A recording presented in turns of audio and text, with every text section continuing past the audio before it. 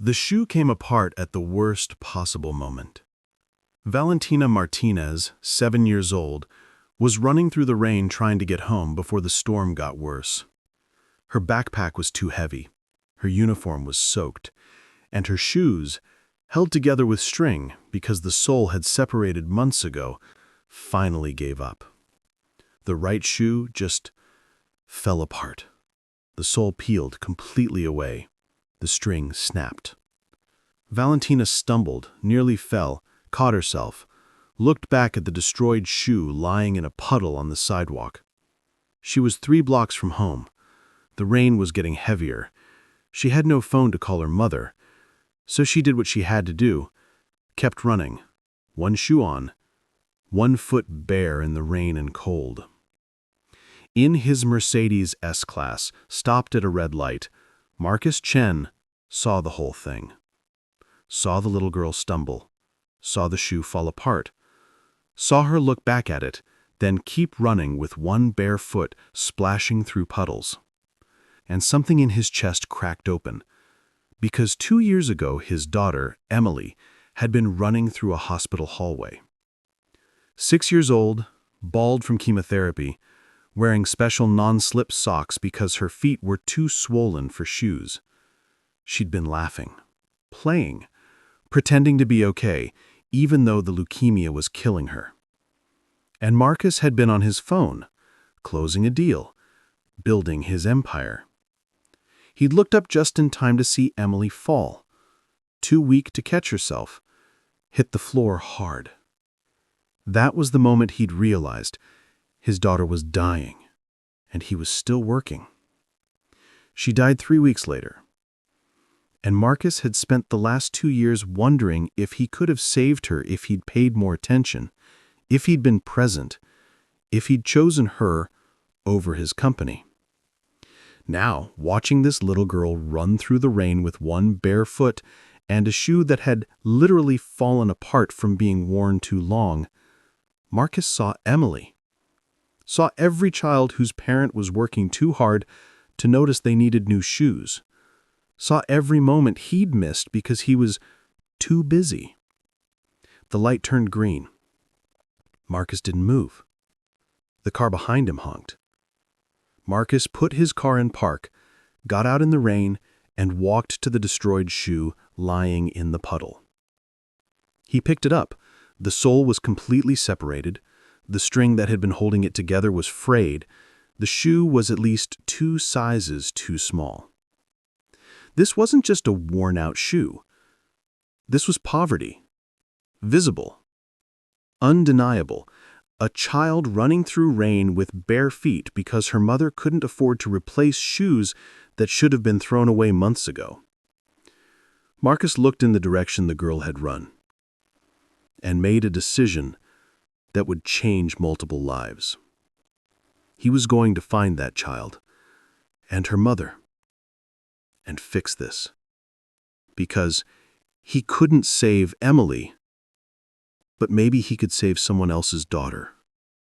Before we continue, if you enjoy stories that move and transform us, tales of justice, legacy, resilience, and love, consider subscribing to Becca's Stories. We showcase the beautiful perspectives that emerge from life's changes, offering narratives of profound moral strength and unwavering character. Now, back to our story. That morning, Sophia's apartment. Sophia Martinez woke up at 4:30 a.m. to the sound of her alarm. 35 years old, single mother, Honduran immigrant, 3 jobs. Morning shift, hotel housekeeping, 6 a.m. to 2 p.m. Afternoon shift, restaurant server, 3 p.m. to 8 p.m. Evening cleaning, office cleaning, 9 p.m. to midnight. 15-hour days, 6 days a week, $32,000 a year total. Barely enough to keep her and Valentina fed and housed. She looked at her daughter, sleeping in the only bedroom. Their studio apartment was so small that Sophia slept on the couch. Valentina, 7 years old. Smart. Sweet. top of her class despite everything. Despite wearing clothes from charity bins, despite having school supplies Sophia cobbled together from dollar stores and donations, despite shoes that were falling apart because Sophia couldn't afford the $30 for new ones. Sophia had bought those shoes 6 months ago. Clearance.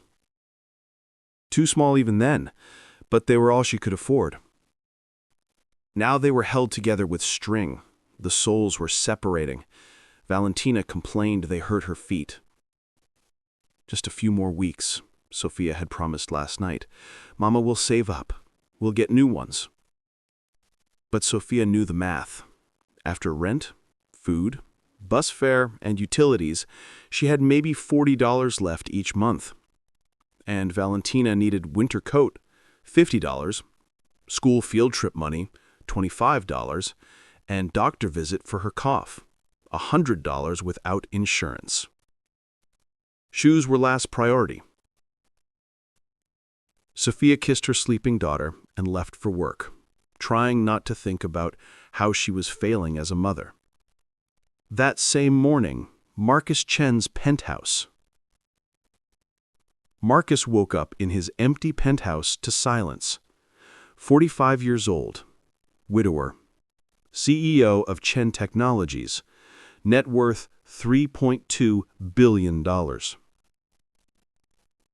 His wife Jennifer had left him a year after Emily died. "You're a ghost, Marcus. You're not here. You haven't been here since she died." She was right. After Emily's death, Marcus had thrown himself into work even harder, expanding the company, acquiring competitors, building an empire his daughter would never see. He walked through his penthouse, 15,000 square feet of luxury, and felt nothing but emptiness. Emily's room was still there, untouched, frozen in time. Pink walls, stuffed animals, books she'd never finish reading. Marcus couldn't bring himself to change it or enter it. He just passed by the closed door every morning, a silent reminder of his failure. His therapist said he was stuck in grief, that he needed to find purpose beyond work. But what purpose was there? His daughter was dead. His wife was gone. His company was successful, but meaningless. What was he building for? Who was he helping? These questions haunted him as he dressed in his $5,000 suit and prepared for another day of pointless meetings. Marcus followed the girl. He knew it looked strange, a billionaire in a Mercedes, slowly driving through a poor neighborhood, following a limping child. But he had to know, had to see where she lived, had to understand how a child in America in 2024 was running through rain with one bare foot because her shoes had literally disintegrated. Valentina disappeared into a rundown apartment building, 4 stories, crumbling brick, the kind of place Marcus donated to charities to renovate, but had never actually visited. Marcus parked, sat in his car, looked at the destroyed shoe in his passenger seat. He should leave, write a check to a children's charity, let professionals handle this. But something stopped him. Emily's voice, from 2 years ago, 3 weeks before she died. "Daddy, when I'm gone, will you help other kids? Kids who are sick, like me?" "You're not going anywhere, sweetheart. But if I do, promise me you'll help other kids. Promise me you won't just work all the time." "I promise." But he hadn't kept that promise. He'd worked more after she died, not less. He donated money, but never time, never presence, never actually helped a real child with a real problem. Until now. Marcus got out of his car, walked into the building, and started knocking on doors. 3rd floor, apartment 3C. A woman answered. Honduran, mid-30s, exhausted eyes, wearing scrubs, probably coming from or going to work. Can I help you? Suspicious, wary, a strange man at her door.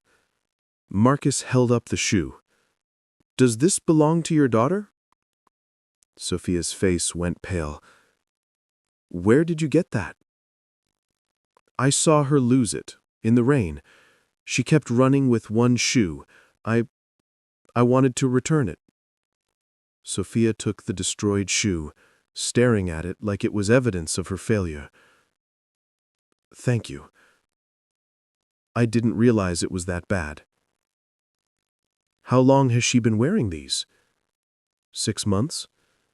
I bought them too small because they were on clearance. I was going to replace them, but... Sophia's voice broke. I haven't had the money. What's your name? Sophia. Sophia Martinez. Why? I'm Marcus Chen, and I'd like to help. I don't need charity. It's not charity. It's something I need to do for my daughter's memory. Please, may I come in? Inside the tiny studio apartment, Marcus saw the full picture. One room, kitchen in corner, bathroom barely big enough for a toilet and shower. Valentina's bedroom was separated by a curtain. Sophia's bed was the couch. But it was spotlessly clean, organized, dignified despite poverty. Valentina sat at the small table, doing homework in her sock feet. When she saw Marcus, she hid her bare foot under the chair, embarrassed. Valentina, this man found your shoe, Sophia said gently. I'm sorry it broke, Mama. I tried to be careful. It's not your fault, mija. Marcus knelt down to Valentina's level. Hi, I'm Marcus. I saw what happened. That was a pretty bad storm, huh? Valentina nodded, shy. What size shoe do you wear? I don't know. The one she has are size 1, Sophia said quietly. She's actually a size 3 now, but I haven't been able to... I understand. Marcus stood. Sophia, can we talk? Outside. In the hallway, Marcus asked the questions he needed answered. How many jobs do you work? 3. How many hours a week? About 90. And you make? About $32,000 a year. Your visa status? Sophia hesitated. I came here legally 15 years ago. I've been waiting 3 years for renewal. My lawyer says it could be another year. Maybe more. And Valentina? Born here, American citizen, top student. Dreams of being a teacher someday. Sophia's voice cracked. She deserves so much better than I can give her. She deserves a mother who doesn't have to work 90 hours a week to afford shoes. Marcus pulled out his phone. I'm going to make some calls. Is that okay? Why are you doing this? You don't know us. Marcus was quiet. Then, I had a daughter, Emily. She died 2 years ago. Leukemia. She was 6 years old. I'm so sorry. She asked me to help other kids after she was gone. I didn't. I just worked more, built a bigger company, made more money. None of it mattered.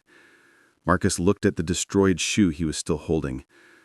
But today, I saw Valentina running in the rain. And I saw Emily.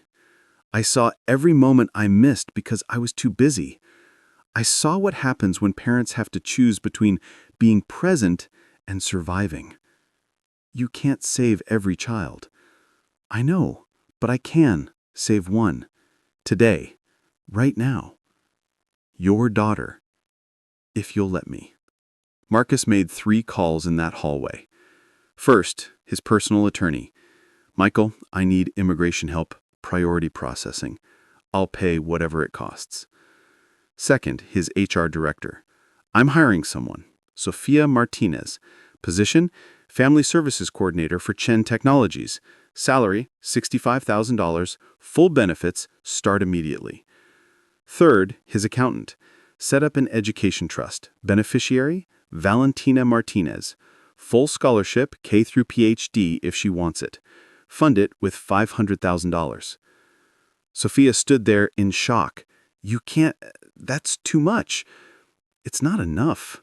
My daughter is dead, and I have more money than I can ever spend.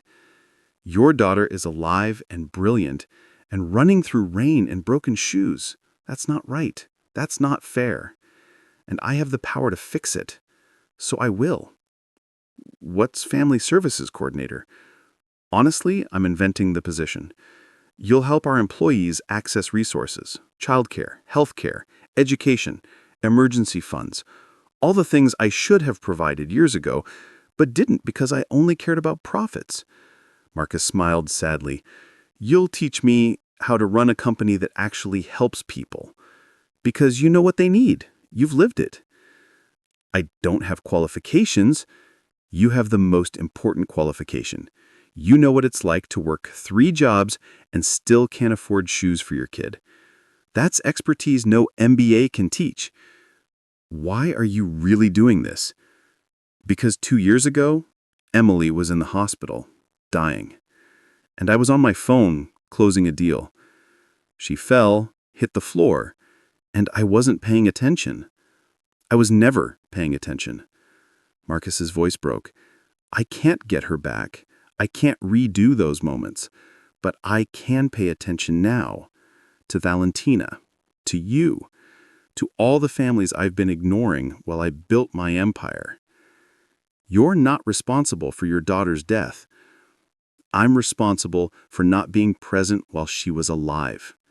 And I'm responsible for being present now for someone else's child, because that's what Emily asked me to do. The next day, Marcus picked up Sophia and Valentina in his Mercedes. We're going shopping, he announced. Mr. Chen, the job is generous enough. Call me Marcus. And we're not shopping for the job. We're shopping because Valentina needs shoes, and a winter coat, and school supplies, and anything else she needs. At the children's shoe store, Valentina tried on pair after pair, amazed that they actually fit properly. These ones light up, Mama. Can I get the ones that light up? Sophia looked at the price tag. $45. More than she made in a day of work. We should get practical ones. Get the light-up ones, Marcus said. Get 2 pairs, one for every day, one for special occasions, and boots for winter, and sneakers for gym class. That's too much. Emily had 17 pairs of shoes when she died, most she never wore, because I kept buying things instead of spending time. Money I should have used differently. Marcus knelt down to Valentina. You know what Emily's favorite shoes were? What? The light-up ones, just like these. She wore them every day until they fell apart, then cried when I said she'd outgrown them. Marcus smiled at the memory. So yes, definitely get the light-up ones. Valentina hugged him spontaneously. Thank you, Mr. Marcus. I'll take really good care of them, I promise. Marcus froze. A child hugging him, the first time since Emily died. He hugged her back carefully, trying not to cry. You're welcome, sweetheart. At the register, the total came to $340. Shoes, boots, sneakers, a winter coat, school supplies, and a new backpack. Marcus handed over his credit card without blinking. But when Valentina saw the receipt, she looked worried. Mama, that's a lot of money. Are you sure it's okay? It's not Mama's money, mija. It's Mr. Marcus's gift. But why? We're not his family. Marcus knelt down again. Can I tell you something? Okay. I had a daughter named Emily. She died 2 years ago, and before she died, she made me promise to help other kids who needed things. I didn't keep that promise. I was too sad, too busy, too lost. But yesterday, I saw you running in the rain with broken shoes, and I remembered Emily would want me to help you. So that's what I'm doing, keeping my promise to her by helping you. Is that why you're sad, because Emily's gone? Yes. My daddy's gone too. He died when I was a baby. I don't remember him, but Mama says he was nice. I'm sure he was. Do you think Emily and my daddy know each other in heaven? Marcus felt tears forming. Maybe. I hope so. Then they probably want us to be friends, since they can't be here. Sophia pulled Valentina close. Mija, that's a beautiful thought. Is it okay if we're friends, Mr. Marcus, even though Emily's not here and my daddy's not here? I would like that very much. 6 months later, Sofia Martinez sat in her new office at Shen Technologies. Family Services Coordinator, her own office, her own desk, business cards with her name. She'd helped 43 employees access childcare assistance, 15 families get emergency funds for medical bills, 8 immigrant families with visa processing. And she'd discovered she was good at this, really good, because she understood struggle in ways Marcus's other executives never could. But more than the job, she'd gained something unexpected: family.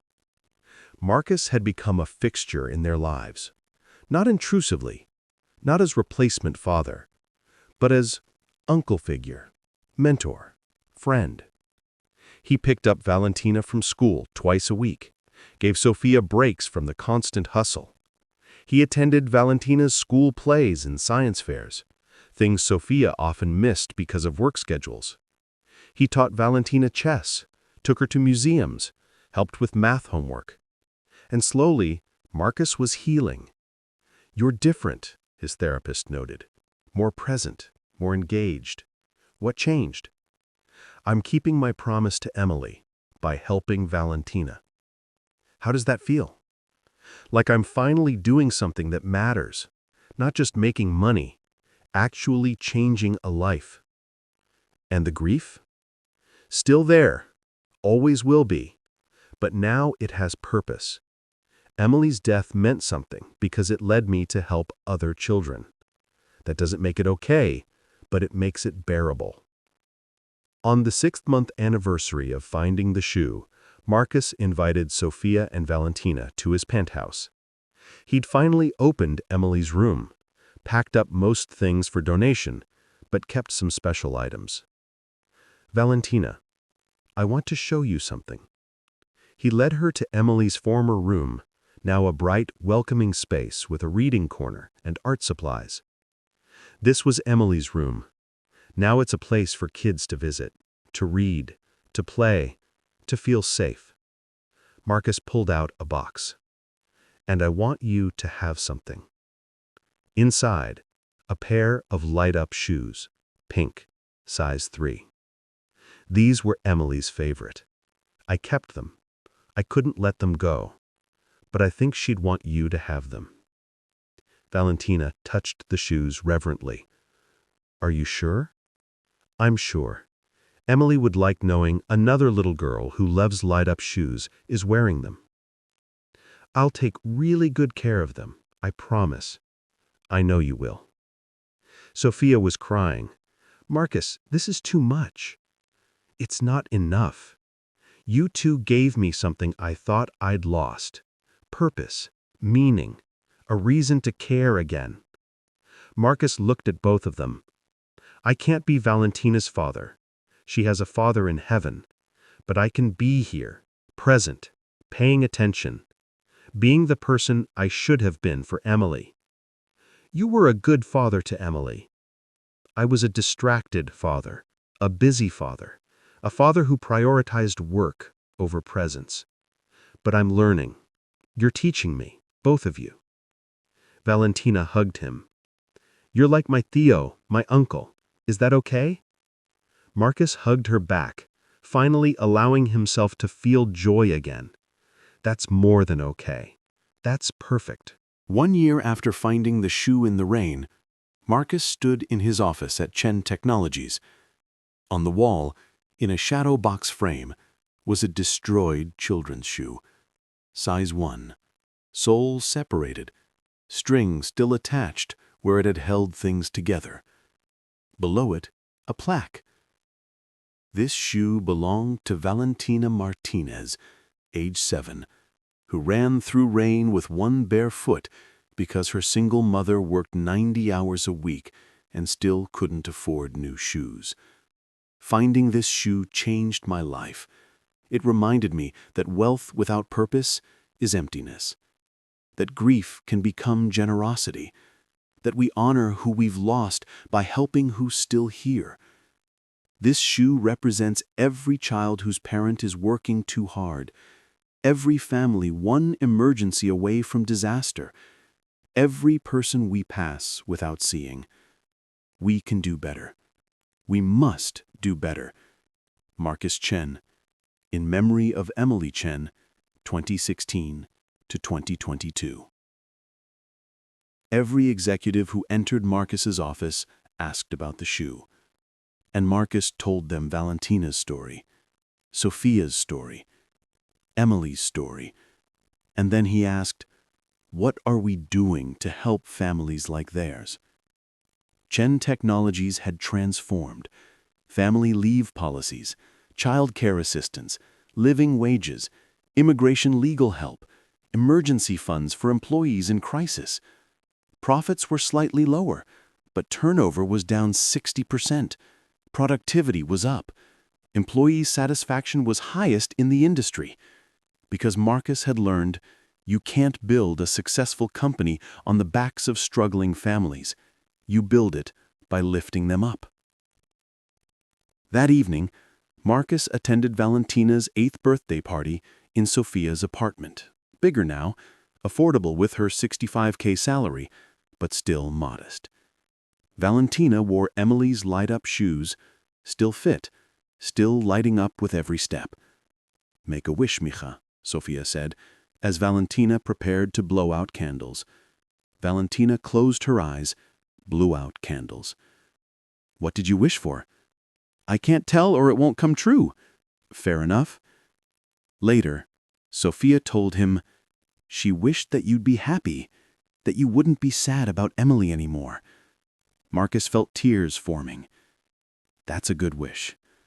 Is it coming true?" "More every day, because of you two, because I'm finally keeping my promise to Emily, because I'm present, paying attention, helping."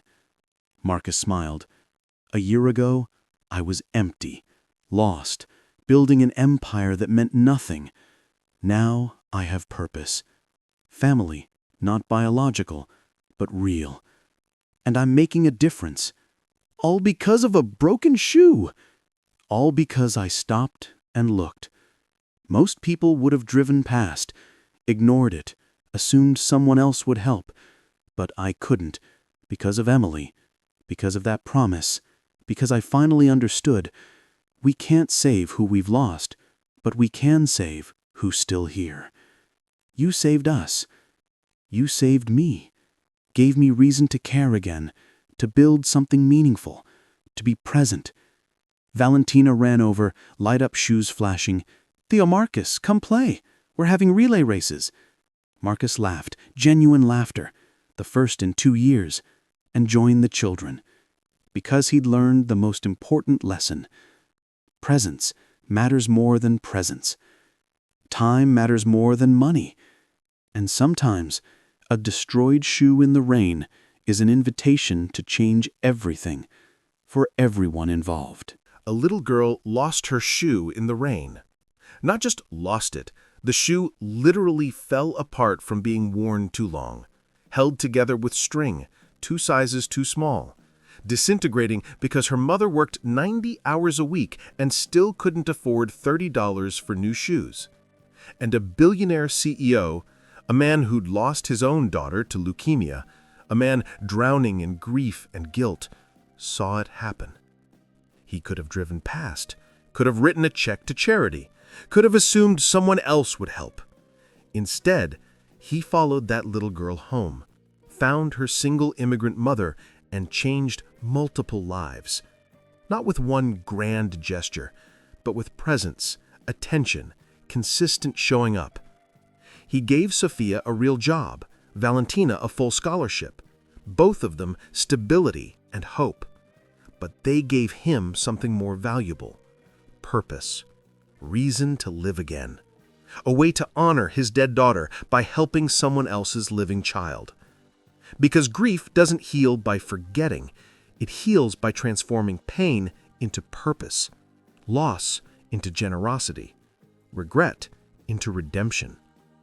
Marcus couldn't save Emily, but he could save Valentina and Sophia, and eventually hundreds of employees whose families struggled like theirs. That's the lesson. That's what matters. We all walk past destroyed shoes in the rain, children struggling, families breaking, people who need help. Most of us keep driving, assume someone else will stop, tell ourselves it's not our responsibility. But it is our responsibility, especially if we have resources, power, privilege, because the person you save might save you right back. That little girl in broken shoes gave a grieving billionaire reason to live again. That's the miracle. Not the money, not the scholarship, not the job.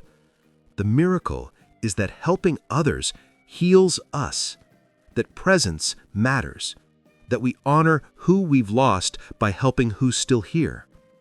So next time you see someone struggling, a child in broken shoes, a parent working too hard, a family one emergency away from disaster, stop, look, help. Because you never know, that destroyed shoe in the rain might be the invitation you've been waiting for to change someone's life. And maybe, finally, to change your own. Thank you for watching this story. If it moved you, leave a heart in the comments and share what you thought. Let us know what themes or stories you'd like to hear next. We love creating narratives that resonate with you. Subscribe to Becca's Stories for more tales of justice, legacy, resilience, and love. We showcase the beautiful perspectives that emerge from life's changes, offering narratives of profound moral strength and unwavering character. And remember, we can't save who we've lost, but we can save who's still here. That's how we honor the dead, by helping the living. That's how grief becomes purpose. That's how broken shoes become miracles.